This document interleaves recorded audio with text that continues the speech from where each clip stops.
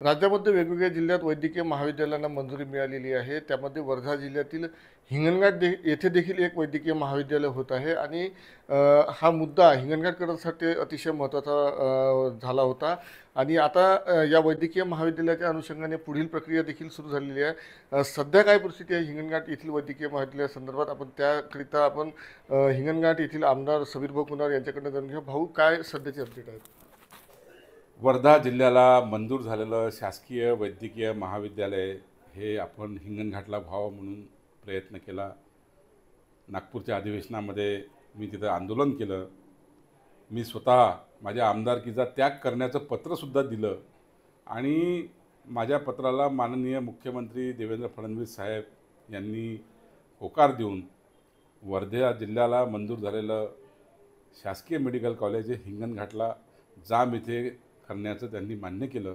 तसा GR निघाला आणि त्याला मंजुरी मिळाली. त्यानंतर जागेचा प्रश्न होता, तो जागेचा प्रश्न देखील सुटला. जाम येथील कृषी विभागाची जमीन ही शासकीय मेडिकल कॉलेजसाठी मिळाली, त्याचाही GR निघाला. त्यानंतर त्या ठिकाणी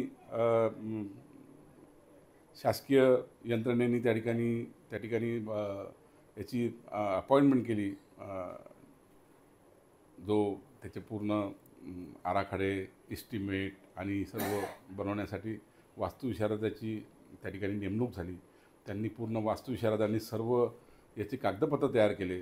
त्याचं आम्हाला एक प्रेझेंटेशन हिंगणघाट येथे महावीर भवनमध्ये 3-3.5 महिन्यापूर्वी त्यांनी आम्हाला दिलं की इमारत कशी असेल, किती बांधकाम असेल आणि त्याची पद्धत काय असेल. त्यांनी आम्हाला सर्व त्या ठिकाणी जवळपास 300-400 लोकांसोबत त्यांनी आम्हाला त्याचं पूर्ण मॉडेल दाखवलं.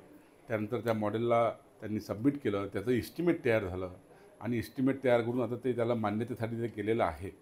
आणि आताच 8 दिवसापूर्वी मुंबईला मीटिंग झाली. माननीय मंत्री हसन मुश्रीफ साहेब, सर्व सेक्रेटरी, प्रधान सचिव, मुंबईचे कमिशनर सर्व त्या बैठकीला होते.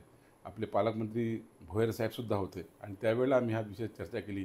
त्यांनी सांगितलं की आता लवकरच याला मान्यता देऊन या जो प्रस्ताव आहे आपला शासकीय मेडिकल कॉलेजचा, याचा मान्यता देऊन ताबडतोब आता याचा निविदा प्रक्रिया लवकरच सुरू होणार आहे. आता निविदा प्रक्रियापर्यंत आता ही प्रोसेस झालेली आहे. पुढच्या 1-1.5 महिन्यामध्ये या शासकीय मेडिकल कॉलेजची निविदा प्रक्रिया होईल असा मला विश्वास आहे. आणि एकदा निविदा प्रक्रिया पूर्ण झाली की लगेच त्या ठिकाणी भूमिपूजन घेण्यात येईल आणि नंतर त्याचं बांधकाम सुरू होईल. माझी इच्छा आहे या ठिकाणी राज्याचे मुख्यमंत्री देवेंद्र फडणवीस साहेब, ज्यांनी हे मेडिकल कॉलेज आम्हा हिंगणघाटला दिलेलं आहे, त्यांच्या हाताने याची कुदळ मारण्याचा कार्यक्रम आम्ही इथं घेणार आहोत आणि त्याची तयारी सुरू आहे. एकदा निविदा प्रक्रिया पूर्ण झाली की लगेच भूमिपूजनची तयारी आम्ही करणार आहोत. नक्कीच सध्या कॉलेजची निविदा प्रक्रिया देखील लवकरच पूर्ण होईल अशी आशा आमदार समीर भाऊ कुणाल यांनी व्यक्त केलेली आहे. महेश मुंजाळ, TVNine मराठी, वर्धा.